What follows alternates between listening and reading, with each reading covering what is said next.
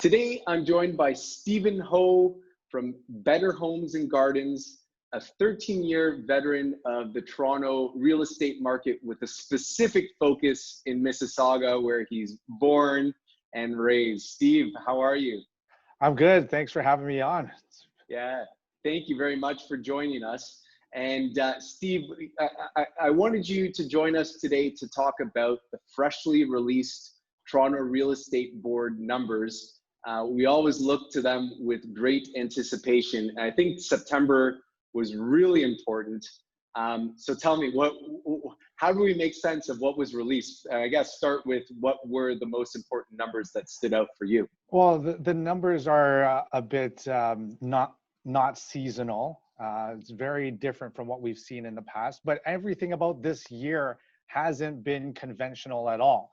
So some of the numbers, sales are up 42% from the same time last year. Prices up 14%. Days on market down 35%. New listings are up 30%. So there's all these numbers are quite substantial, but what does it really tell us? Is it really that much more than last September? Because this year has not been a typical year. Yeah, like those numbers stand out. I mean, I almost fell out of my chair when I saw the July numbers, and then the August numbers, and now the September numbers. And eventually it's got to end, right? Or is this sustainable? And how do we really make sense? Is this bubble territory? Is it booming? Is it healthy? Can you share a little bit about that with us? So yeah, I've been keeping track of the numbers for the entire year. I'll share a little graph I kind of been keeping track of. So this I'm a sucker for a graph, Steve. Pull up a graph anytime. Absolutely, because this is what really tells us kind of what happened. And with all the numbers, it's kind of hard to digest and really make sense of what it means. So in terms of this graph, the green lines are new listings, the blue lines are the solds, and the yellow line is 7-day average of percentage of listings sold. So this is from January 1st, and you can see, we were around 97% sold, which is on fire. It was crazy, 20, 30 offers on listings. It was just crazy. Right. And then COVID happens and the lockdown happens, and you can see within the month, so end of February to the end of March here, it dropped down to 11% of listings sold. Wow. It was a nosedive. Now that makes sense because people were told to stay home and, be COVID cautious and socially responsible. So, but this is also the typical spring market time. So from March till pretty much end of June, there's this whole black void here of activity. So that's all since then been shifted over into the summer months. So the July, August, September numbers are kind of jarring compared to previous July, August, and September. So looking at the yellow bar here, we're hovering since June, I'd say. We've been hovering around the 60% of listings sold, which is a very healthy amount. Can you just interpret for us what listings to sales, what that ratio means to you, or what the significance of it is? Why is it an important health metric? So that tells us the consumption rate, right? Supply and demand. However many listings, so supply versus number of sales, which is the demand. Is it a healthy balance, or is it a lot or not a lot? That's going to tell us where the market is at and where it's kind of going. And so at the beginning of the year, the demand was way higher than the supply. So now we're into a more healthy range, which we're still in a seller's market. A typical market, we're probably hovering around the 50 to 40% mark. So we're still in a seller's demand. There's still not enough supply for the amount of sales that we're seeing.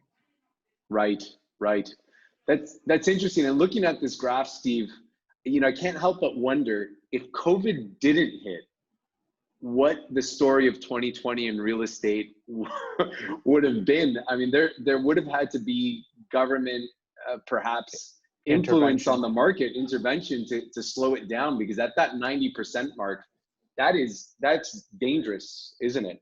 Yeah, it's unsustainable. Like I remember going through that time, and it was just a war zone out there. And then COVID happens, and it just flipped the tables on Yeah. everybody. So it's hard to say what would have happened, but what we're seeing now is a pretty stable, steady market. Right. So then the question from here would be, how do we feel the future is gonna? I know this is a loaded question, but is this sustainable from your view and what you're experiencing in the market? I mean, we're already into October. Are you feeling that things are continuing at this steady level? From what we're seeing, it seems pretty stable, but it's hard to tell. You know, we're entering this second wave. You know, immigration still not kind of open the doors yet. Right. Interest rates are still very, very low, as you probably know. Yes. So it's hard to tell. You know, we're entering winter soon. Winter is coming. Christmas is around the corner. Typically, the market slows down around that time. We're seeing a little bit of, I wouldn't say slowdown, but it's kind of calming a little bit. But right. Who knows what happens? You know, the mortgage deferrals, serve, like what's going to happen with government funding and subsidies, like what's going to happen. There's a lot that we still don't know. So how is the market going to react to that? It's still to be determined. Yeah, no, and that's the big question. There's so much uncertainty still in the future to answer these questions. And one last thing to wrap up here before we go too much on for too long is around condominiums, because I understand that not all property types are equal. And so what's the condo market looking like, and how are you reading things there? So the condo market is slowed down the most. I think, you know, for a variety of reasons. You know, one is immigration. So that's generally the rental market that comes in. And, you know, as you know, rental rates have dropped significantly. The other thing is the lifestyle changes. You know, people are working from home. They need a home office, maybe a little bit more space. So they're looking at alternative options. And then the other thing is, you know, they're kind of choosing to live in different areas. Right. And people are a little bit more cautious about overexposure with high traffic areas like elevators and common areas and things like that. So those are a couple of things about the condo market right now. But what this tells me is also there's opportunity. You know, immigration is going to come back eventually. We just don't know when. But right now, people are shying away from that. So that there's opportunity when others are not buying. This is where opportunity lies. Right. Yeah, I think I love this quote from Warren Buffett: "Be fearful when others are greedy, and greedy when others are fearful." And so there's fear in the condo market, and it might be the right opportunity to pick up a good property at a reasonable price now. Absolutely. Yeah, very good, Stephen. Well, that was a lot of great information, and I really appreciate your candor and the time that you took to share this with us. If anybody viewing wants to get in touch with you, how do they get in touch with Mr. Stephen Ho? You guys can check it out on Instagram at Mr_Sauga or MrSauga.ca. And yeah, you can reach me anytime. Love to chat. Mister Sauga is like Mr. Lube, Mister. There it is, Sauga. over the shoulder. Nice. Very good. Steve, thanks so much again. Really appreciate it. Thanks for having me.